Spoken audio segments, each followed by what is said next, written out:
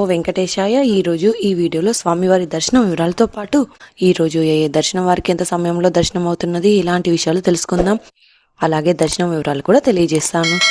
TTD వారి information ఫాస్ట్గా తెలుసుకోవాలి అనుకుంటే మీరు మన వాట్సాప్ ఛానల్ని ఫాలో అవ్వచ్చు. ఈ వాట్సాప్ ఛానల్ లింకును ఈ వీడియో డిస్క్రిప్షన్లో అయితే ఇచ్చానండి. ఇక ఈరోజు తిరుమలలో భక్తుల రద్దీ సాధారణం కంటే ఎక్కువగా ఉన్నారు.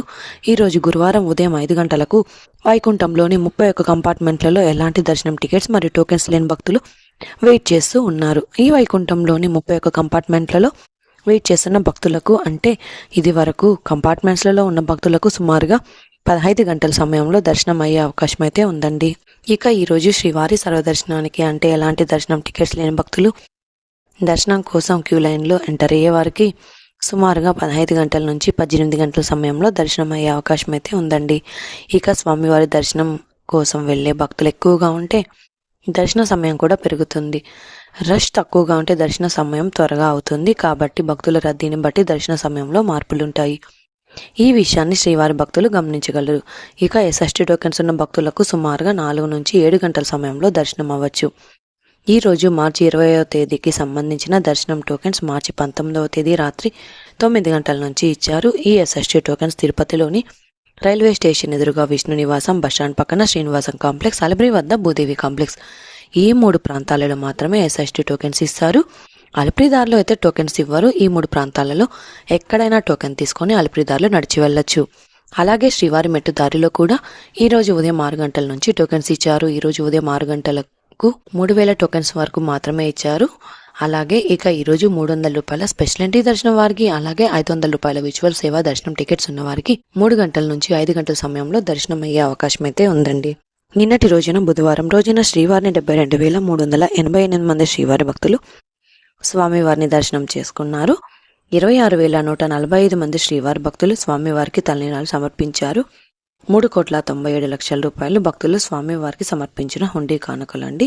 ఇక జూన్ నెల 9వ తేదీ నుంచి జూన్ 11వ తేదీ వరకు శ్రీవారి ఆలయంలో జ్యేష్ఠాభిషేకం టికెట్స్ మార్చి 21వ తేదీన ఉదయం 10 గంటలకు రిలీజ్ చేశారు. రోజుకి 600 టికెట్స్ అయితే ఉంటాయి.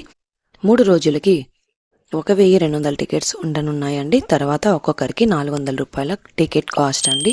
తిరుపతి మరియు తిరుమలలో లోకల్ వారికి మార్చి 22వ తేదీన అంగప్రదర్శన సేవ కోసం టికెట్స్ బుక్ చేసుకోవడానికి 20వ తేదీన సాయంత్రం 4 గంటల నుంచి రిజిస్ట్రేషన్ చేసుకోవచ్చు.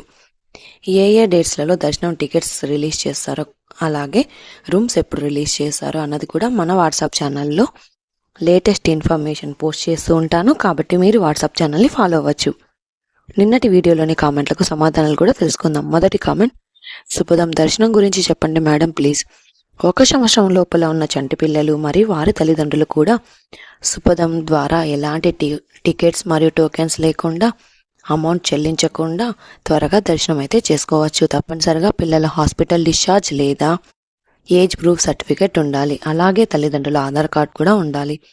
శుభదం టైమింగ్స్ మధ్యాహ్నం 12 గంటల నుంచి సాయంత్రం 5:30 వరకు ఉంటుంది.